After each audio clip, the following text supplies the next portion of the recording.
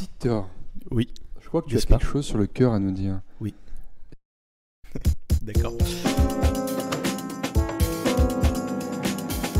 Édouard Philippe à l'antenne micro-ondes, c'est pour vous, c'est maintenant, c'est pour vous, c'est maintenant. Si j'étais vous, j'écouterais. J'aimerais vous parler d'une série qui me tient à cœur parce que j'ai toujours aimé cette série aussi loin que je puisse je me rappelle, je l'ai regardée, je l'ai aimée. C'est la série française d'Alexandre Astier qui s'appelle Kaamelott. Bon, j'enfonce des portes ouvertes, tout le monde doit la connaître, mais voilà, merci le normise là-bas. Mais voilà. Alors pour éviter de rentrer dans le cliché du c'est pas faux et le gras c'est la vie, je vais un peu rentrer dans le vif du sujet et un peu vous présenter cette série qui pour moi est un chef-d'œuvre, pour beaucoup d'autres et pour moi est un chef-d'œuvre. Et vous introduire bien sûr les fameux films qui doivent venir dans un horizon 2021, on espère, 2022 plus probable. Alors en 2005, il y a Caméra Café qui est là depuis 5-6 ans sur M6, qui est le programme peut-être le plus regardé par tous les Français qui regardent M6. Et après un petit épisode pilote qui s'appelle Dies Irae, Yvan Le Bolloc repère Alexandre Astier et son pitch qui est Kaamelott. Qu'est-ce que c'est que ce pitch de Kaamelott ? En fait, c'est l'histoire du roi Arthur en Bretagne qui fonde ce château, donc le château de Kaamelott, et qui fonde aussi avec la table ronde, la fameuse table ronde, avec tous les chevaliers de Bretagne armoricaine et de Bretagne bretonne, pour ainsi dire, de l'île de Bretagne, dans le royaume de l'Ogre. Alors, pourquoi vous devez voir cette série ? Parce que déjà, vous aurez l'impression de voir plusieurs séries en une, et ça, c'est assez rare, je dois dire. C'est une des rares séries que je connaisse et que j'ai vu qui marche comme ça.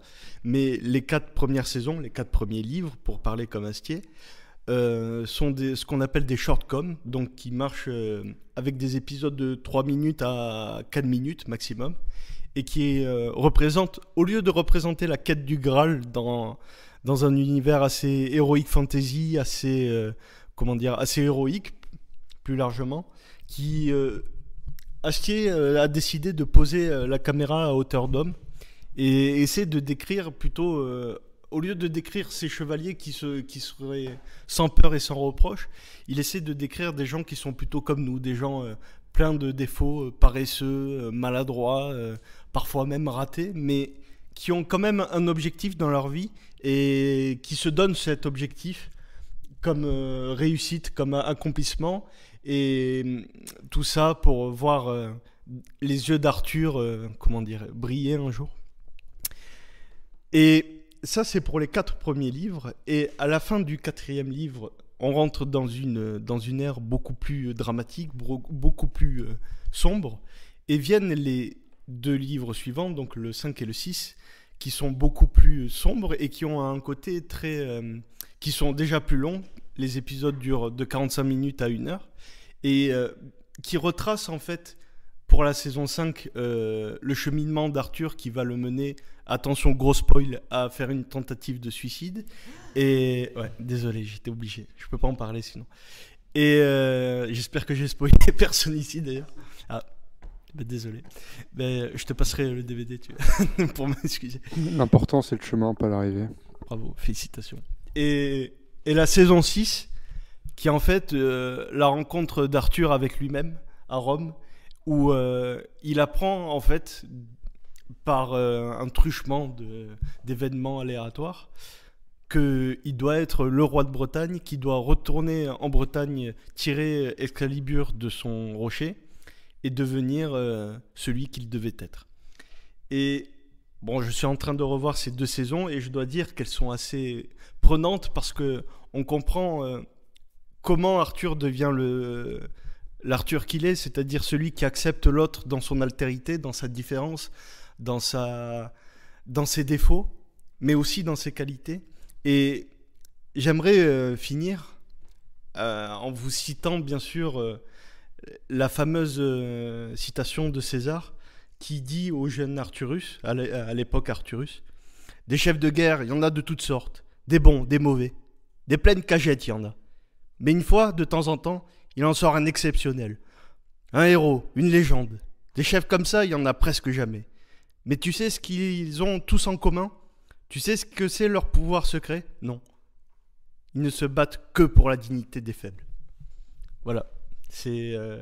Je pense que c'est une série extraordinaire faite par quelqu'un qui est extraordinaire, donc Alexandre Astier. Si tu entends cette chronique un jour, je t'admire de tout mon cœur. Et par un hasard incroyable. Et voilà. Et ça donnera donc les films qui vont venir donneront la suite de l'histoire où s'arrête la série. Et on espère les voir le plus rapidement possible. Voilà. Et moi, je voulais avoir ton avis sur justement les dernières saisons de Kaamelott, qui sont un peu plus sombres. Qu'est-ce que tu t'en penses, toi, par rapport à... Est-ce qu'elles t'ont plu, et t'ont plus plu, et t'ont moins plu que le début, qui est un peu plus léger et, on va dire, plus comique? C'est pas du tout pareil. J'ai l'impression que c'est même pas du tout la même série. Et c'est ça que j'adore, c'est que ça traite vraiment du background des personnages, ce qui est pas traité dans les livres avant. Et vraiment, tu comprends des motivations particulières, des chemins de pensée qui sont pas traités du tout dans la série. Et il y a des personnages qui étaient un peu presque au second plan, secondaires, juste comiques, qui s'étoffent et qui ont une vraie profondeur. Et je pense qu'il faut aller jusqu'à ces livres pour vraiment la comprendre. C'est pas pour faire comment dire, l'élitiste, mais vraiment, allez-y si vous la voyez, si vous voulez la voir. Moi, j'ai une question pour toi. Oui. À quel point tu as confiance en Alexandre Astier ? Parce que donc il y a vraiment un historique immense de ce genre de séries, de films qui font un comeback après 5-10 ans, des trucs vraiment très très appréciés, et qui se retrouvent à être des énormes déceptions, vraiment dans l'histoire, pas seulement en France, vraiment dans les séries internationales. Donc je pense, à quel point tu as confiance en Alexandre Astier, à quel point tu as confiance qu'il arrive à livrer quelque chose qui soit à la hauteur de son œuvre précédente ? J'ai toute ma confiance dans Alexandre Astier. C'est pas rationnel d'être aussi en confiance avec un artiste, mais tout ce que j'ai vu de lui, c'est-à-dire surtout son exoconférence qui est extraordinaire, ça m'a toujours... je me suis toujours dit que ce mec, il pouvait pas rater parce que tout ce qu'il fait, il le fait à cœur. Si c'est mauvais, c'est pas nécessairement sa faute. C'est que je pense que... Non, mais... Là, on est dans l'objectivité. Non, mais c'est pas pour dire ça, mais je pense que il fait tout avec des bonnes intentions. Voilà, c'était pour revenir sur ma phrase. Il fait tout avec de bonnes intentions. Et je pense qu'il peut rater, effectivement, c'est possible. Mais je pense aussi que c'est quelqu'un qui a une confiance et un amour pour l'art et pour ce qu'il fait. Et je lui en voudrais pas si c'est moins bon, quoi. Je sais qu'Alexandre Astier nous écoute de temps en temps, donc on t'embrasse. Et gros big up à toi. J'espère qu'il pourra rebondir à ton intervention. J'avais vu une interview d'un historien il n'y a pas longtemps qui expliquait un petit peu les retranscriptions entre guillemets de la légende du roi Arthur au cinéma, qui expliquait qu'en fait le roi Arthur était beaucoup plus réaliste et beaucoup plus recherché historiquement que bien nombre d'autres séries, d'autres films sur la quête du Graal, sur le roi Arthur, et qu'en fait ça faisait aussi la force de Kaamelott, c'était de s'inspirer de beaucoup de faits réels, beaucoup de jeux de l'époque, oui, avec vraiment beaucoup de recherche historique, et que c'était notamment une des forces de la série. Il y a une interview sur Combini d'Astier où il parle où il dit je m'intéresse pas à la légende arthurienne, je m'intéresse à ce que les gens savent de la légende arthurienne. Et je pense que c'est ça, l'historien dont tu parles a raison. Je pense que c'est la force de cette série, c'est que elle est toujours à hauteur d'homme. Elle n'est pas à hauteur de Dieu. C'est-à-dire du Graal, de la conquête, la beauté chevaleresque, etc., etc. Elle présente plutôt des hommes que des chevaliers, que des héros, quoi. Et c'est assez déroutant si vraiment on cherche si on cherche du Seigneur des Anneaux, faut pas aller voir Kaamelott, quoi. Enfin bon, quoique. Mais néanmoins, je trouve que il y a cette force qui est de parler de gens qui pourraient être nos parents, nos frères, nos cousins, et pas des héros transcrits sur du papier qui bougeront jamais avec les millénaires, quoi. Mais c'est marrant parce que cette hauteur d'homme, justement, ça se ressent même dans la manière de filmer. Ouais. C'est très très théâtral Ouais. et c'est très avec juste des simples plans contre des champs contre champs. Et c'est filmé à hauteur d'homme avec des cadres fixes et il n'y a pas de folie à ce niveau-là. On pourrait comparer un petit peu ça à la manière de filmer des frères Cohen aussi. Et c'est vrai que c'est assez marrant de voir aussi que c'est jamais sublimé, entre guillemets, comme peut le faire le cinéma, ou c'est jamais truqué. Bah, il y a un truc qui est... Non.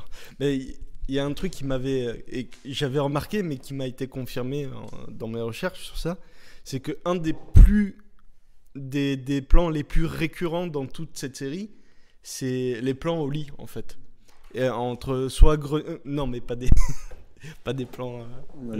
Mais... Quelques personnes ont l'esprit mal tourné autour de cette table. Non, mais des plans toujours.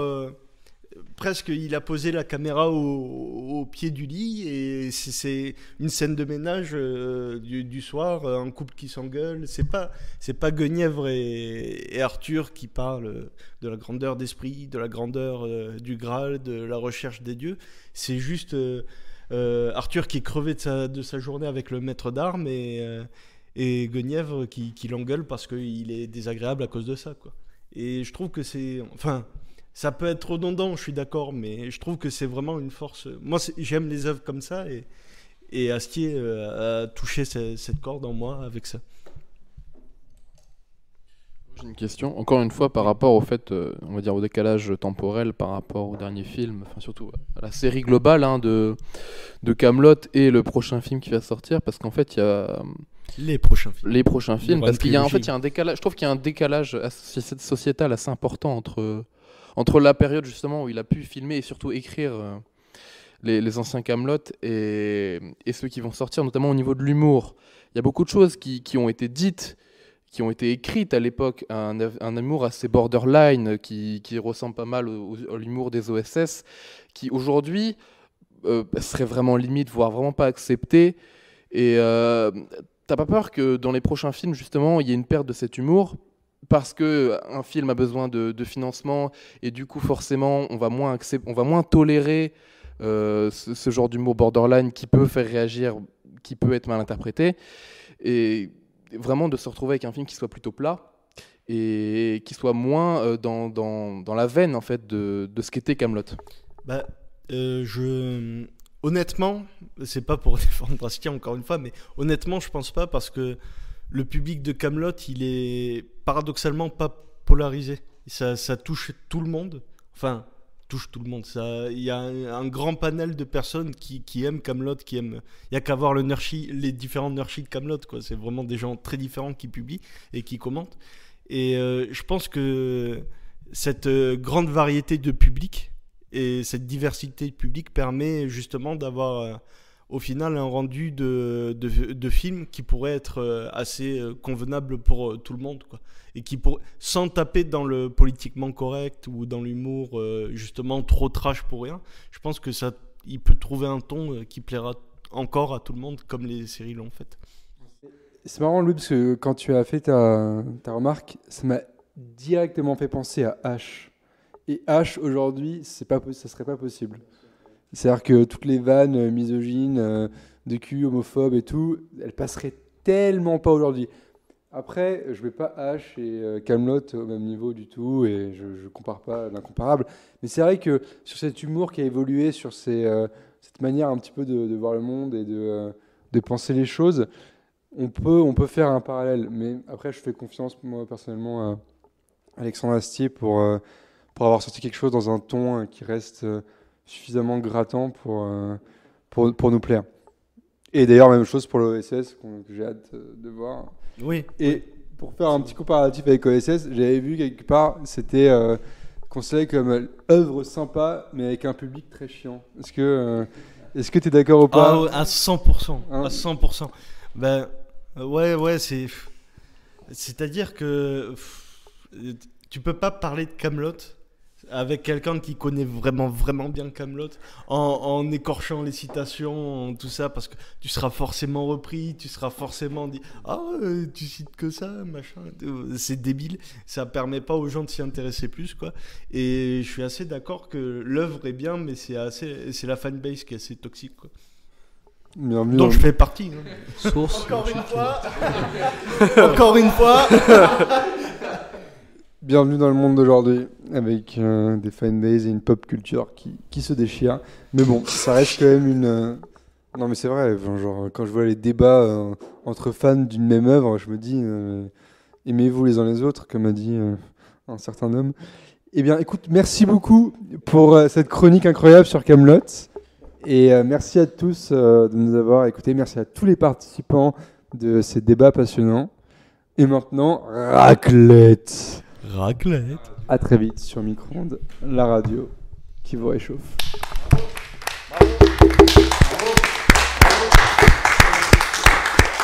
Merci à l'investi, merci à l'investi, merci à l'investi, merci à l'investi, merci à l'investi, merci à l'investi, merci à l'investi.